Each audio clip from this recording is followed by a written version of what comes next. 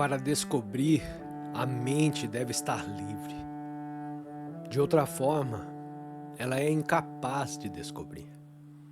Se a sua mente é medrosa, se ela é ávida, ambiciosa, fútil, assustada, isolada em sua própria nacionalidade, em seus próprios compartimentos, como pode ela ser livre para investigar?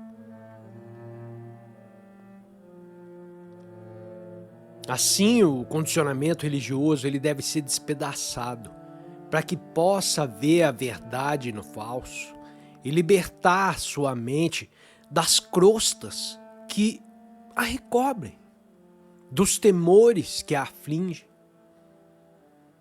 A mente religiosa não tem crença nenhuma, o que não significa que ela seja ateísta, pois isso constitui uma outra forma de crença.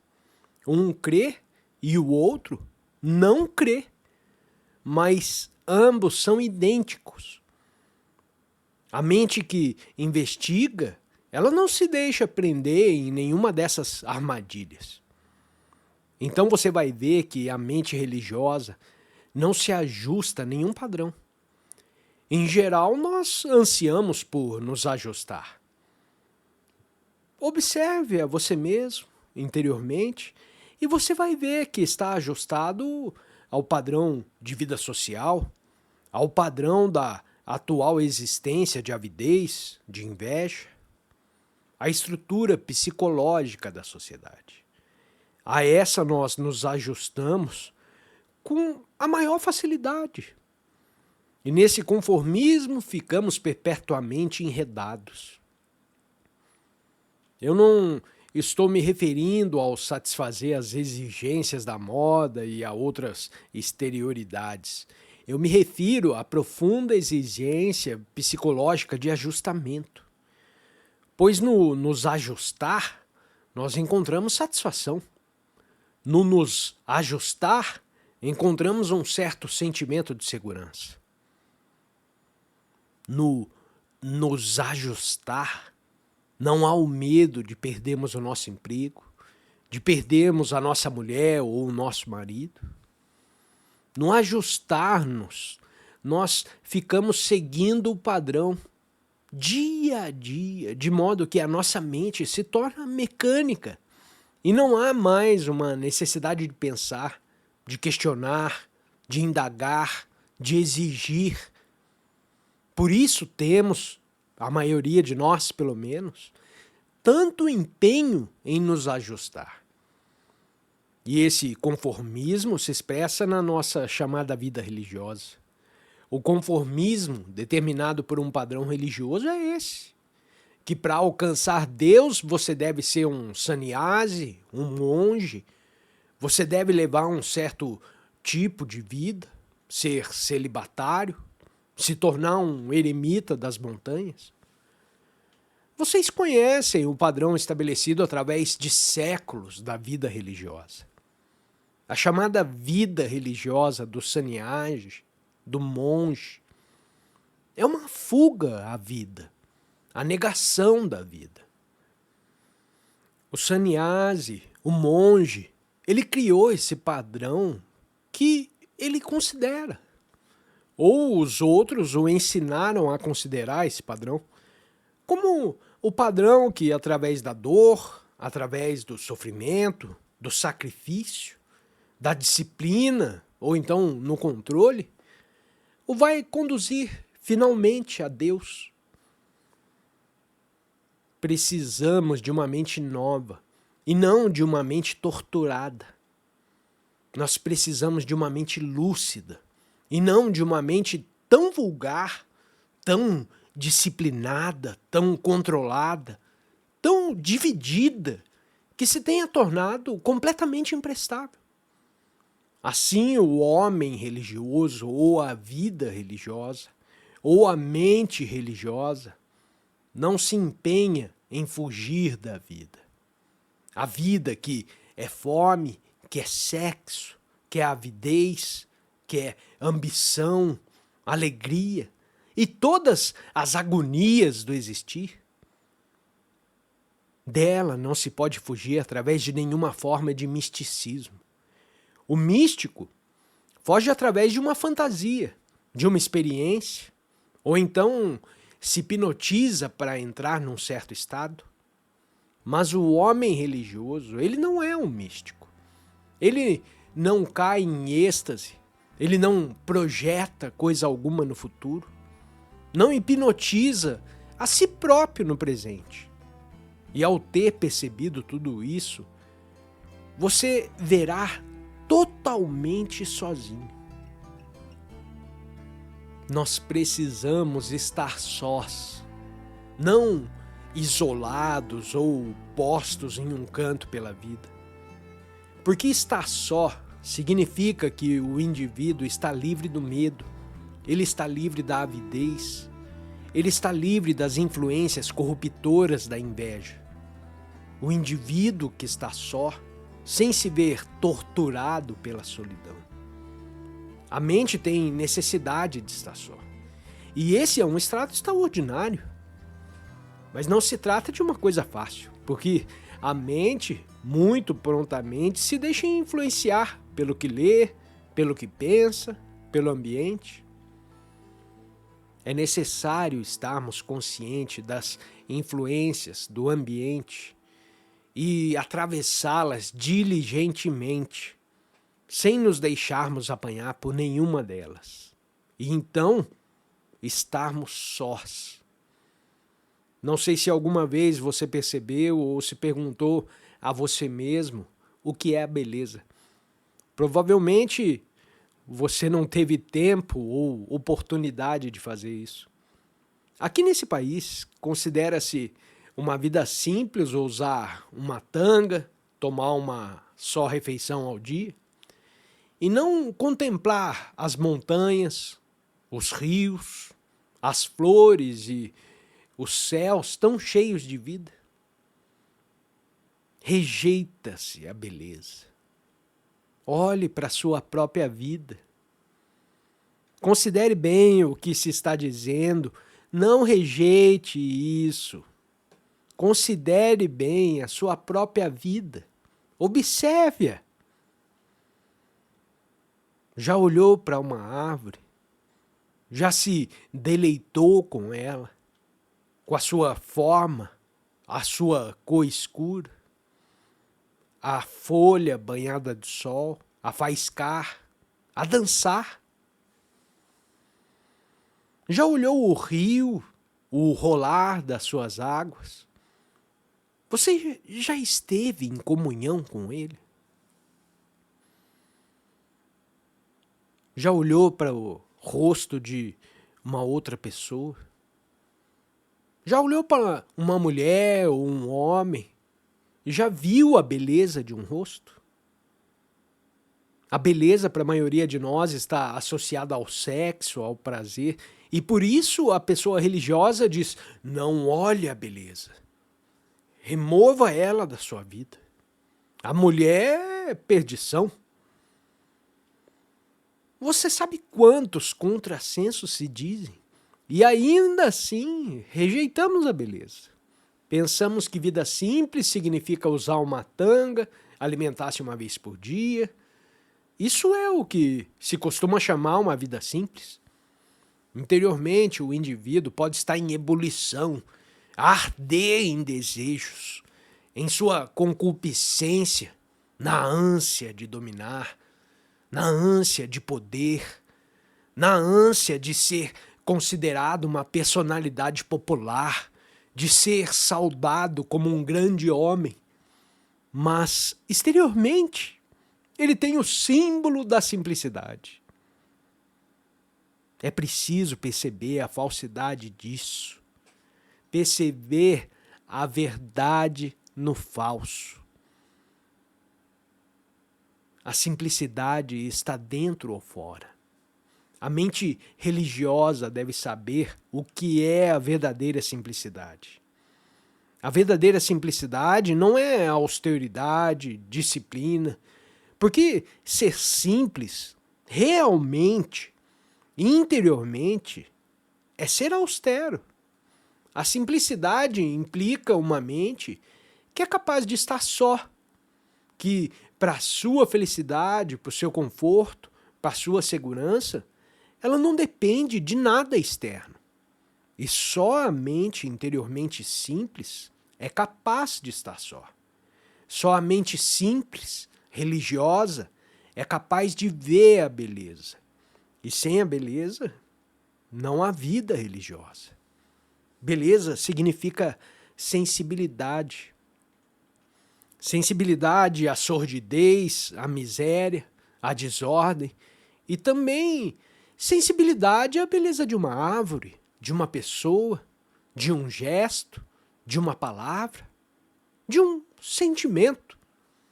Se não tem beleza, o que significa ser sensível, como pode ser sensível à realidade? A realidade, e não as imagens esculpidas pela mente e pela mão, é a beleza. A mente religiosa é sensível e, portanto, ela é capaz de ver o que é verdadeiro na sordidez e de ver o que é belo. A mente religiosa só pode ver a beleza quando há paixão. Ela pode olhar para uma árvore, olhar para um belo rosto de um homem, de uma mulher ou de uma criança, mas se atrás desse olhar não há paixão, ele não vai conseguir ver a beleza.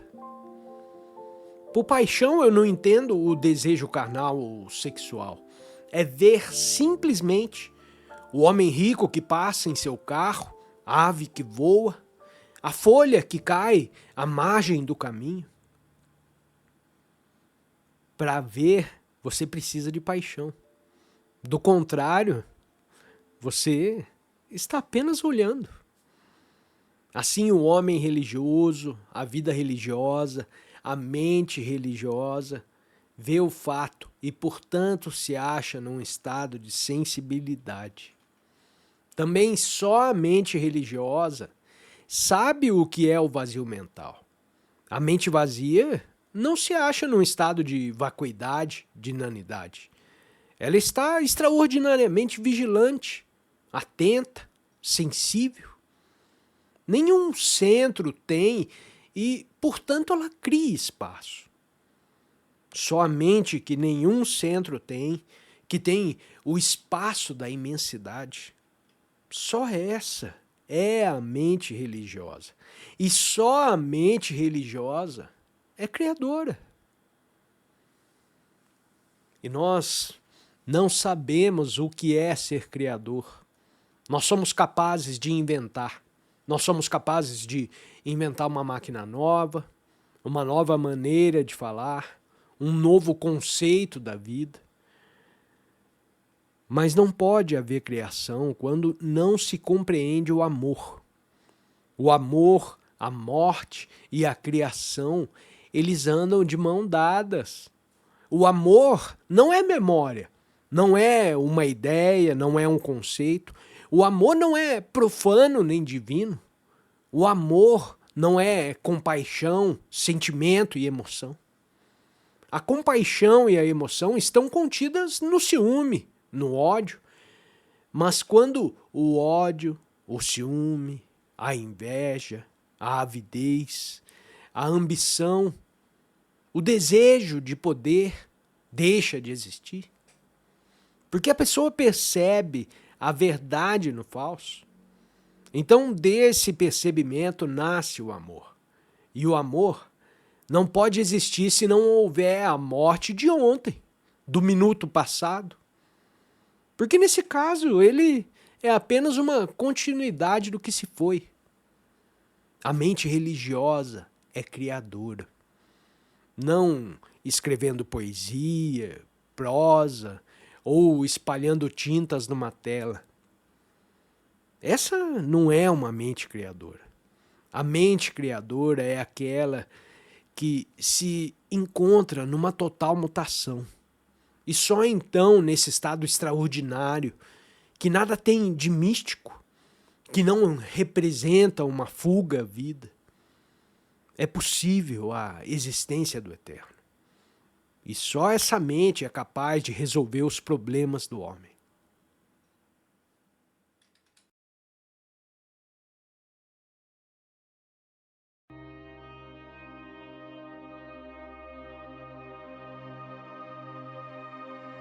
Eu acho que seria interessante hoje, ao invés de a gente já começar a conversar sobre o tema,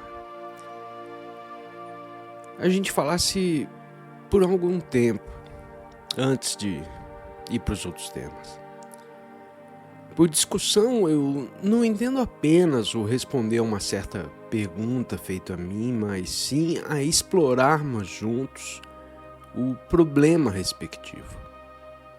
Quer dizer, eu não farei a exploração no seu lugar porque você e eu vamos investigar juntos e esclarecermos juntos cada problema ou questão do que vamos conversar no dia de hoje. Para discutirmos de uma maneira verdadeiramente inteligente e significativa, nós temos de abandonar completamente a ideia de que há aqui alguém que sabe e que você não sabe.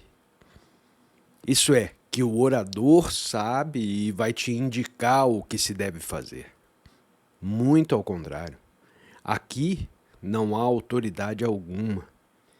E eu considero essa uma das coisas principais que todos nós devemos compreender. Que toda forma de autoridade é um empecilho à investigação.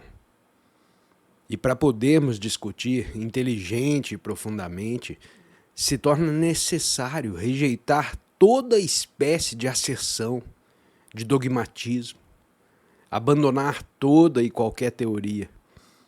Porque tudo isso impossibilita a exploração. E é o que vamos fazer aqui hoje. Vamos explorar. Portanto, não há ninguém que diz eu sei, nem ninguém que diz eu não sei, me ensine. Não há o ensinar, só há o aprender. Quando uma pessoa se limita a afirmar que um outro sabe e que um outro alcançou a realidade, essa pessoa não pode aprender. Mas se vocês e eu nos juntamos para aprender, desaparece então de todo a questão da autoridade. Não há então um indivíduo que assume uma certa posição e um outro indivíduo que se constitui como um mero seguidor. E dessa maneira fica impossibilitada a investigação da verdade. Com isso em mente, vamos discutir no sentido de que entendemos essa palavra após uma pequena conversa. Creio que a maioria de nós percebe a necessidade de uma revolução radical, de que resulte uma nova dimensão no pensamento, de que comecemos a pensar num nível completamente diferente, pois de modo nenhum podemos continuar como estamos e sempre estivemos, ou seja, repetindo um padrão e funcionando dentro dos seus limites. O comportamento ou conduta restrita a um conceito, seja o chamado conceito religioso ou político, seja do centro, da extrema esquerda ou da extrema direita, o funcionar dentro de um padrão constitui uma continuidade do que foi. E eu penso que a maioria de nós está bem consciente de que essa revolução de repetição não é a verdadeira revolução. Se observa no mundo, talvez seja ainda melhor ver isso nesse país. A deterioração que está invadindo todos os níveis da nossa existência. E observando esse fenômeno, sem emoção nem sentimentalidade, nós somos naturalmente levados a investigar senão existirá um caminho diferente, uma maneira diferente de considerar o problema da existência e das relações humanas. Se não haveria a possibilidade de uma revolução que projete todo o processo do pensar numa dimensão inteiramente nova. Em primeiro lugar, eu acho que a maioria de nós, tanto aqui como fora daqui, no mundo, se apresenta bem clara a necessidade de uma mudança profunda, uma mudança radical no comportamento humano, nas relações humanas e, portanto, no pensar humano. Mas como? De que maneira e em que nível vai se realizar essa revolução? Você vê o que está acontecendo nesse país? Industrialmente, talvez esteja progredindo muito, cientificamente, um pouco atrasado, bastante à retaguarda, quiçá do Ocidente, mas moral, intelectual e religiosamente, ele se acha estagnado. Eu não estou falando nada de estranho, nada de injurioso, porque se trata de um fato óbvio, de algo cotidiano. E se observa também que a mente, o próprio cérebro, se tornou mecânico e, portanto, ele se tornou repetitivo. Eles ensinam um certo padrão de comportamento, certas normas de conduta, certas atitudes, desejos, ambições, e ele vai ficar funcionando dentro desse canal, dentro desse padrão. Você vê tudo isso. Não vamos entrar em pequenos detalhes aqui, já que isso é irrelevante, pois qualquer um pode encontrar esses detalhes se observar bem, se ler os jornais, se olhar em torno de si. Tanta miséria, sordidez, ineficiência, uma absoluta falta de consideração por quem quer que seja, uma total ausência de afeição, de amor, a perpétua repetição de frases, de ideias, de teorias sobre a existência ou a inexistência de Deus. O padrão socialista, o padrão religioso, o padrão comunista. Bom, se observando a tudo isso, se percebe a necessidade de uma radical transformação da própria natureza do cérebro. O cérebro, dizem os antropologistas, existe há 2 milhões de anos. E podemos continuar por outros 2 milhões de anos a repetir o mesmo padrão. Sofrimento, dor, mulher, família, filhos, disputas, as nacionalidades, a esquerda, a direita, a asserção de que há Deus, a asserção de que não há um Deus, de que devemos ser virtuosos, de que devemos ser isso ou aquele outro. Podemos continuar indefinidamente a repetir o mesmo padrão. Talvez ligeiramente modificado, alterado, mas sempre repetido. Pode-se, portanto, ver que a própria natureza do cérebro deve passar por uma tremenda revolução. Uma revolução que te interessa. Não na qualidade de indivíduo unicamente interessado no seu pequeno cérebro, porém na qualidade de ente humano. Eu não sei se pode diferenciar entre o indivíduo e o ente humano. Eu, pelo menos, quero diferenciar. Sempre que falamos a respeito de mudança, nos referimos à mudança individual. Isso é, você muda e eu mudo, promovendo uma diferente atividade estabelecendo um diferente padrão no nosso insignificante cérebro.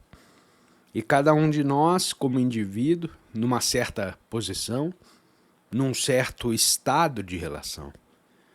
Como um indivíduo que vive a lutar e a lutar para se tornar um pouco melhor, para possuir um pouco mais de caráter, um pouco mais de inteligência, ser um pouco mais bondoso, ter um emprego melhor, como um indivíduo a funcionar na estreita esfera de sua própria consciência. É isso que, em geral, se chama um indivíduo. E se nessa existência insignificante e condicionada, a pessoa se torna um pouco atenta, vigilante, ela trata de fazer alguma coisa, a fim de provocar alguma transformação por ação da vontade, do controle, da repressão, e fica perenemente a fazer alguma coisa dentro da sua limitada esfera da sua própria existência. É isso que chamamos o indivíduo em oposição ao coletivo, sendo este a multidão, a sociedade, a nação, a raça, e etc, e etc.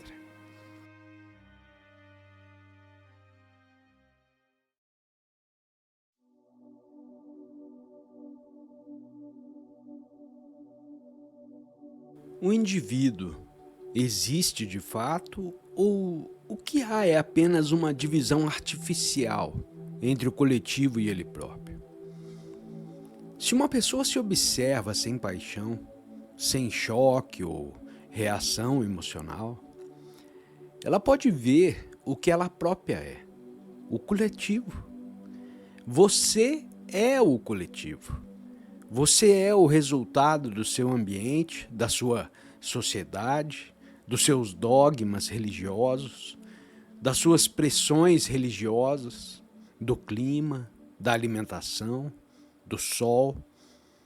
Não é como indivíduo, porém o coletivo, o grupo. O ente humano total só existe fora desse padrão do coletivo e do indivíduo. Observe. Não é questão de concordar ou discordar, porque isso, sinceramente, não tem significado nenhum. Porque nós não estamos aqui a discutir teorias ou opiniões com o que vocês concordam ou que discordam. Nós estamos observando fatos. E a respeito de fatos, não existe uma disputa para ver quem está certo e quem está errado. Você pode dizer que não vê o fato ou pode não querer vê-lo, já que a sua mente se acha muito confortavelmente instalada numa determinada rotina e a repetir incessantemente que não deseja ver coisa alguma fora do seu próprio âmbito. Pelo exame do fato que não é nem o indivíduo e nem o coletivo, porém que se acha além, muito além de um e do outro. E no meu sentir, só o descobrimento dessa coisa vai produzir aquela extraordinária mutação no próprio cérebro. Atualmente nós nos servimos do cérebro num sentido limitado, ou seja, como indivíduo a tentar modificar o coletivo, ou então como coletivo querendo controlar o indivíduo. A sociedade a moldar o cérebro segundo um certo padrão, com crenças religiosas, com crenças econômicas, crenças sociais e tudo mais. E essa atividade da consciência dentro dessa esfera particular, por mais ampla que seja, é sempre limitada. E, portanto, essa consciência não é verdadeiramente individual. A verdadeira individualidade, que é o ente humano real, está além dessa esfera. E nos cumpre descobri-la para descobri-la, nós temos de compreender o inteiro mecanismo do cérebro. E na própria compreensão desse cérebro, ocorre a mutação. Não no tempo, mas fora do tempo. E é esta que considero a coisa mais importante para examinar e compreender. Por compreender, não entendo a compreensão meramente verbal, porém a compreensão real, o percebimento real dessa coisa. Não o entendê-la teoricamente, argumentativamente, intelectual ou verbalmente, porém o viver com ela realmente. E a verdadeira questão é essa. É possível a você e a mim promover essa mutação no uso do próprio cérebro? Uma revolução que não seja um processo gradativo no tempo, porém uma revolução, uma mutação imediata, resultante da compreensão imediata? Quando falamos de compreensão, entendemos com efeito que compreendemos alguma coisa imediatamente. E não que a compreendemos depois de amanhã, não é?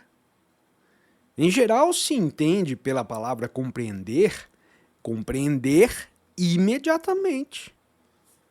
Ela implica, portanto, a inexistência do amanhã. Compreendemos não filosoficamente ou pela ideação, porém realmente. Ou compreendemos uma coisa de imediato, ou não a compreendemos em absoluto. Buscar a compreensão por meio das ideias supõe tempo, um período, uma distância que se tem que percorrer para atingir a compreensão. Tornar-se bom, tornar-se não violento. Nós temos a ideia, temos a distância. E para percorrer essa distância, nós precisamos de tempo. Trata-se, portanto, de um processo gradual. Esse é um dos fatores constitutivos da mente, que tão condicionada foi pelo tempo, que pensa que só através do tempo se pode alcançar alguma coisa. Naturalmente, você precisa de tempo para construir uma estrada, para aprender uma língua, para nos transportarmos daqui até outro lugar. Esse é um tempo absolutamente necessário. Mas o tempo ideológico, a ideia de uma perfeição, de um Deus, do que quer que seja, só atingível por meio do tempo, esse é um dos tradicionais padrões do nosso pensamento, radicado no próprio cérebro.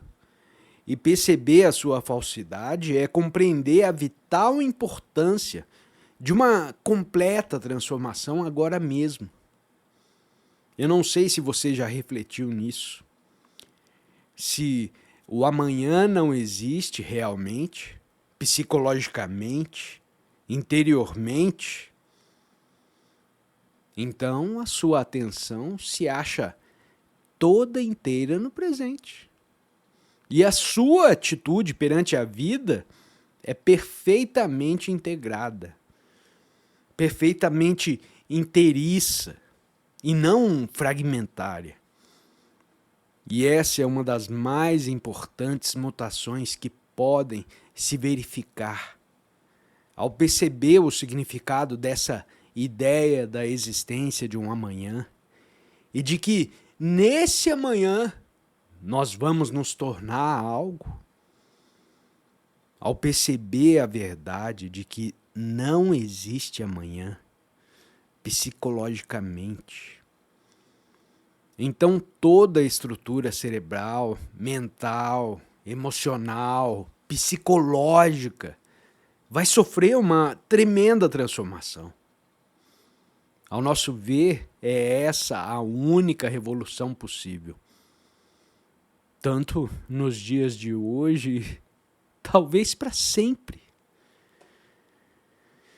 Não compare o que estamos dizendo com suas palavras sânscritas ou com o que foi dito por alguém. Não exclame aqui, ele está falando o que fulano disse no Purana, nos Vedas, no Upanishad. Quando você compara o que ouve com o que tem lido, simplesmente cessa a compreensão. Naturalmente, você não vai estar mais escutando. Você só está escutando o que já sabe e comparando com o que ouve, para ver se as duas coisas se encaixam entre si. Só isso. E quando o que ouve dizer está de acordo com o que disse uma certa pessoa religiosa, você se sente altamente estimulado e talvez até diga, nós não temos que recear, nós estamos em segurança. Nós não estamos falando de segurança. Muito pelo contrário. Estamos falando da necessidade de uma tremenda revolução. Uma revolução que, obviamente, tem de ser religiosa. Por revolução religiosa, eu entendo uma revolução completa, uma revolução total, não fragmentária. Trata-se da realidade total e não da realidade econômica, da realidade social, da realidade psicológica, que são realidades fragmentárias. Toda revolução fragmentária só levará à repetição do que foi apenas modificado. Isso tem sido provado repetidas e repetidas vezes. A Revolução Francesa, a Revolução Comunista. Essas revoluções sempre retornam ao velho padrão, ao ponto de partida. Após o massacre de milhões de pessoas, eles voltam ao mesmo e antigo padrão, num nível um pouco mais alto ou talvez até um pouco mais baixo. Então, observando não apenas a você mesmo, mas qualquer revolução social ou econômica, observando sem ideias e nem teorias, você vai chegar sem dúvida a compreender a necessidade de uma completa mutação na mente, no cérebro, para se proporcionar ao homem uma existência pacífica, tendo em vista não só a ameaça de uma guerra, a ameaça de uma bomba atômica, senão todas as estúpidas divisões nacionais e religiosas. E é difícil perceber a extraordinária importância dessa mutação. Não para o indivíduo, mas para o homem como um todo. O homem significa você e não o indivíduo. Nesse homem é necessário se verificar uma completa revolução. Mas então, como você pode promover essa revolução?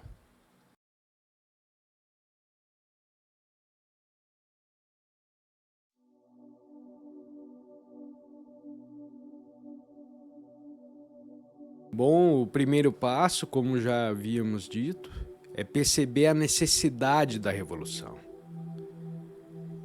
Você percebe que, para realizá-la, precisa-se de ardor, de madureza, de energia.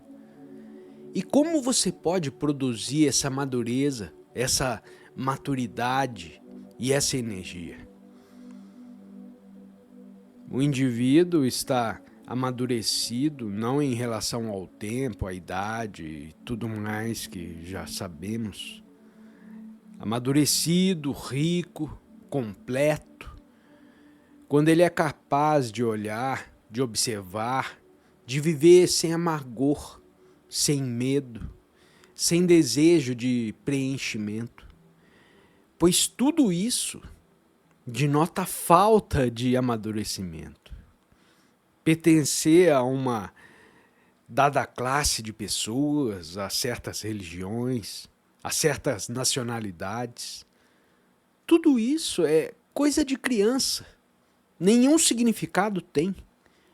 Porque só depois de lançar fora todos esses absurdos, a sua mente vai estar amadurecida. Você vai ter, então, infalivelmente, energia. E essa é a energia de que você precisa para promover essa extraordinária mutação. De tudo isso que estivemos dizendo, podemos apurar a necessidade de uma imediata maturidade e de uma intensa energia a ela inerente, para que possa se operar essa mutação imediata. Ok, já compreendemos isso. Mas como é possível isso? Talvez eu não tenha anunciado o problema muito claramente, deixando de entrar em muitos detalhes, mas nós poderíamos ficar falando dos detalhezinhos indefinidamente, sem darmos um passo à frente. Como podemos produzir essa madureza e essa energia? Ou ela não é algo a ser produzido? Eu não sei se você está seguindo o que estamos dizendo, ou será que eu estou falando rápido demais ou muito generalizado? Assim, se for conveniente para você, vamos nos limitar ao que eu já disse. Percebemos a necessidade de uma revolução fundamental na própria estrutura do cérebro.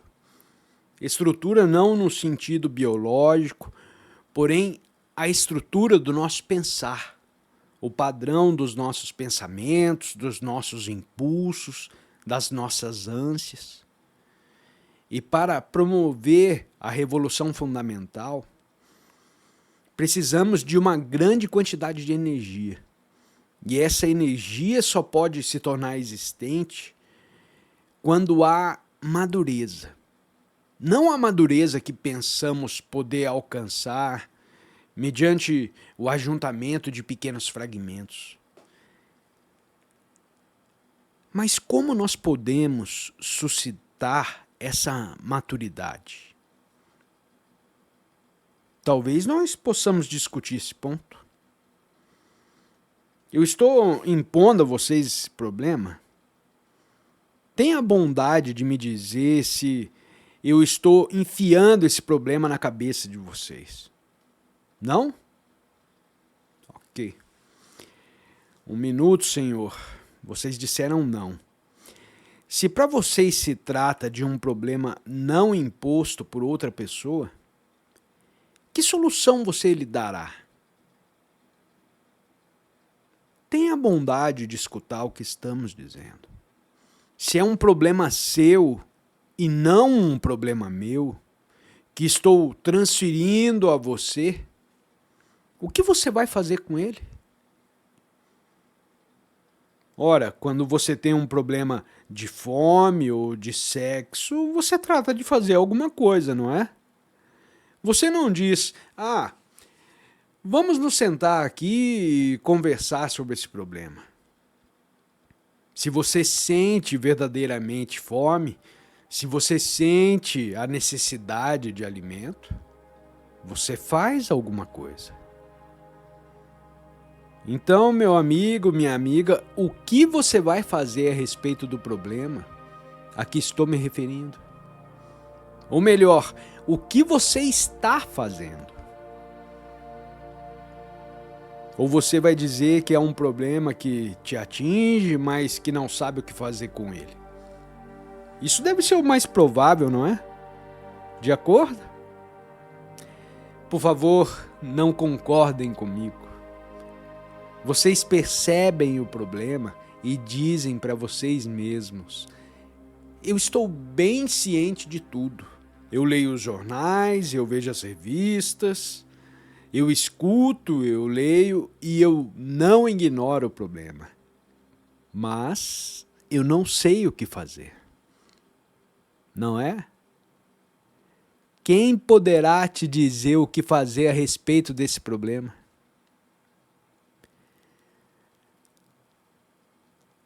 Quem poderá te dizer o que fazer a respeito desse problema? Você tem fé em algum líder? Inclusive na pessoa que está sentada aqui, não é? A quem está falando? Não, senhores, não riam. Por certo, vocês tinham toda a confiança nos políticos, nos instrutores, nos homens religiosos. Vocês tinham toda a confiança nos livros, nessa ou naquela outra coisa sagrada. E agora tudo isso perdeu o significado, não é? As guerras continuam, há ódio, aflição, confusão, fome. E os políticos oferecem o céu deles. Mas infelizmente, você não tem ninguém em quem confiar verdadeiramente. Confiar verdadeiramente e não teoricamente. Assim sendo, o que você vai fazer? Hã? Isso é questão de experiência. E de que estamos falando? Eu estou apontando um fato, minha senhora. Há necessidade de experiência. Você pode vê-lo fora de você e dentro de você. O que há para experimentar? Você o tem diretamente em frente aos olhos. Você vê a sordidez, você vê a aflição, o caos em que está mergulhada a humanidade. Você sabe que tudo isso existe. Que necessidade há de experimentar isso? De sentir a fim de compreender e fazer alguma coisa a seu respeito? Essa coisa está na sua frente. Olhe o fato. O que implica ele? Existe um problema e você deseja que alguém o resolva. E esse é justamente o ponto crítico da questão. Há alguém que pode resolver isso para você? Seja honesto com você mesmo. Há alguém que pode resolver o problema para você? Se você sente fome e um outro que se acha bem nutrido se põe próximo a você a falar sobre quão deliciosa foi a refeição que ele acabou de fazer, isso vai te satisfazer? Seja honesto comigo, isso vai te satisfazer? Você está nesse caso, não está? Não importa perceber que ninguém vai te ajudar? Eu sei que isso é um tanto desesperador, mas não percebe que você mesmo é que tem que percorrer o caminho? Você mesmo é que tem de lutar e compreender? E que você não pode contar com ninguém? Ninguém. Você já confiou em gurus, você já confiou em instrutores, em livros, em políticos, em Mahatmas.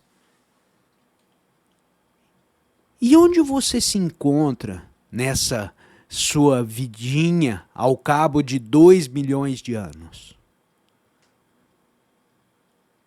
Você continua com a mesma mentalidade velha e vulgar. E assim, meu amigo, o que você vai fazer? O problema está aí batendo a sua porta e você tem de fazer alguma coisa a seu respeito. Continue a prestar atenção e Você verá o que vai resultar essa nossa discussão.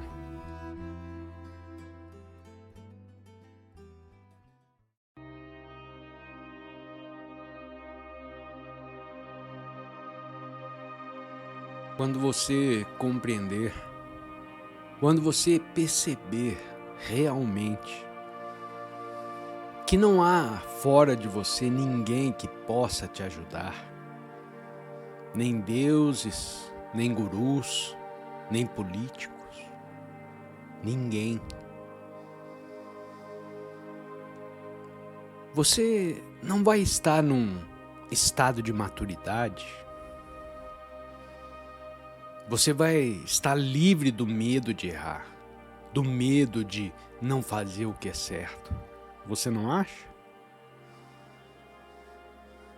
Então a primeira dificuldade é compreender que não há um sistema, seja religioso ou comunista. Não há ninguém, não há nenhum ditador religioso ou político que vai te ajudar. Ao você perceber esse fato realmente e não teoricamente, esse percebimento já não constitui uma verdadeira revolução na sua inteligência? Pergunta: um instrutor pode nos ajudar a despertar a intuição? Resposta: você já teve não sei quantos instrutores, não é? Afinal, qual a verdadeira função dos instrutores? Interrogante: nos dar mais luz?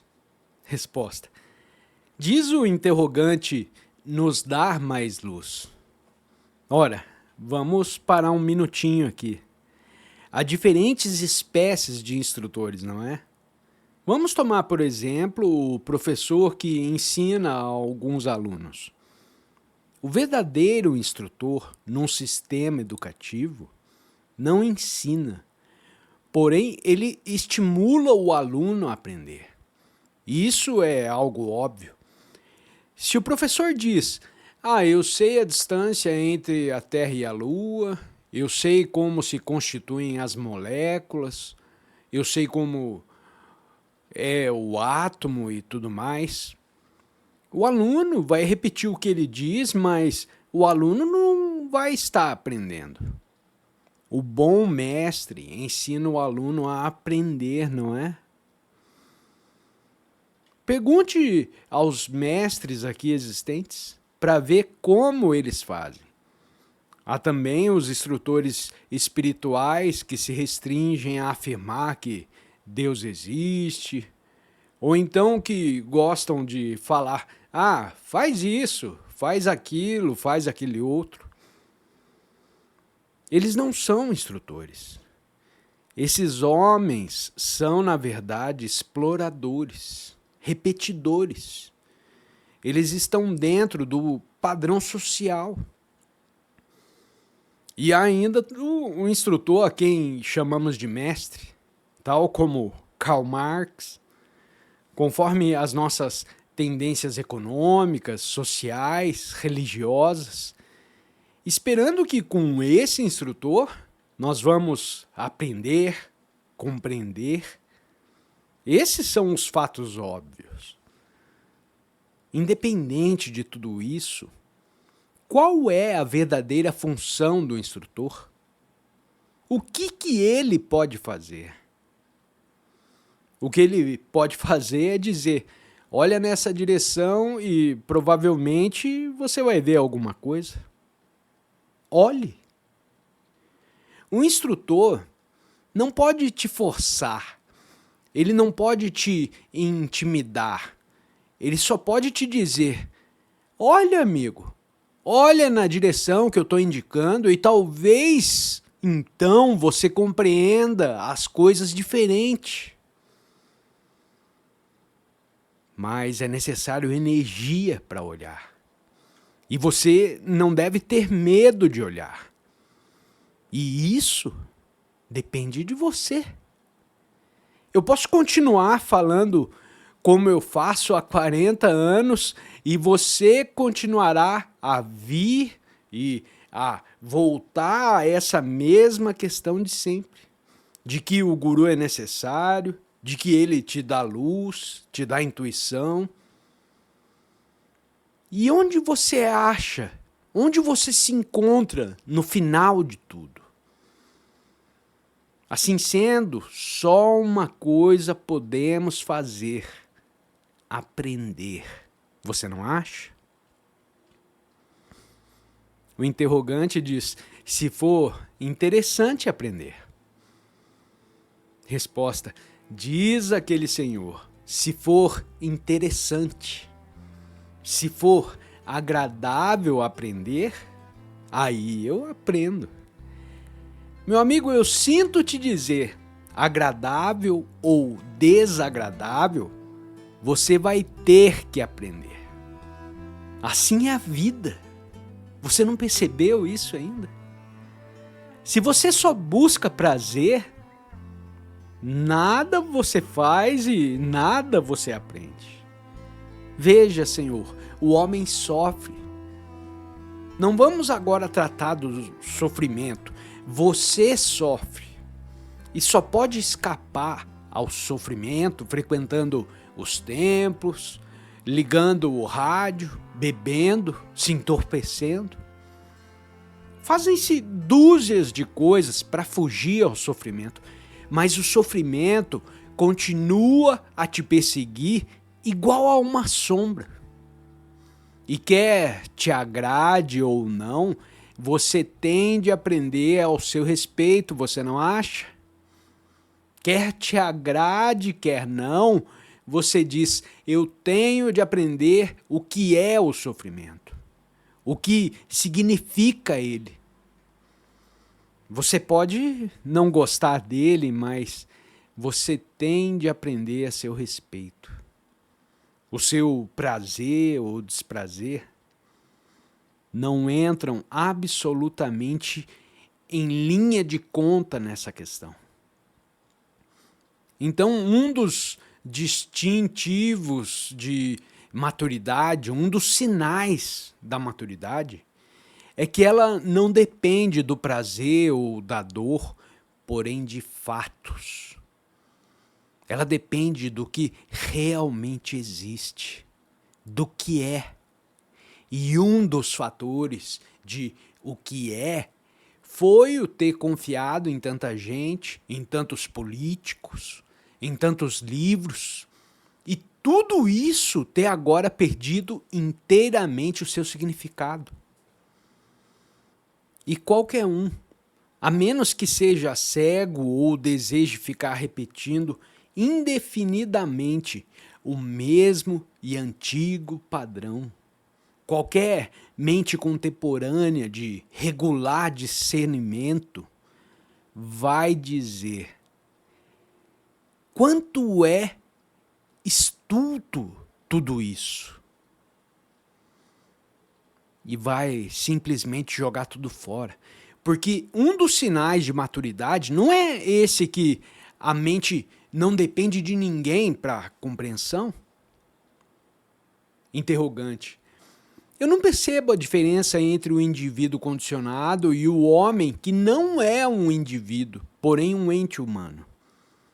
Krishnamurti.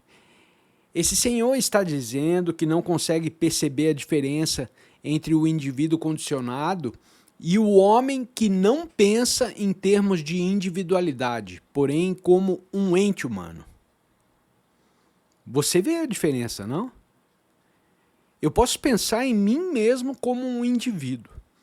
Posso estar em busca de minha própria salvação, a tratar dos meus próprios interesses, a fazer todas as coisas que individualmente fazemos, a cultivar o meu caráter, a minha virtude, a alimentar a minha ambição, a minha avidez, a minha inveja, a aprimorar a minha especial capacidade, o meu talento. Tudo isso está ainda compreendido na muito limitada esfera daquilo a que chamamos indivíduo. Mas esse indivíduo também é resultado da massa. Todos os indivíduos em todas as partes do mundo estão fazendo a mesma coisa.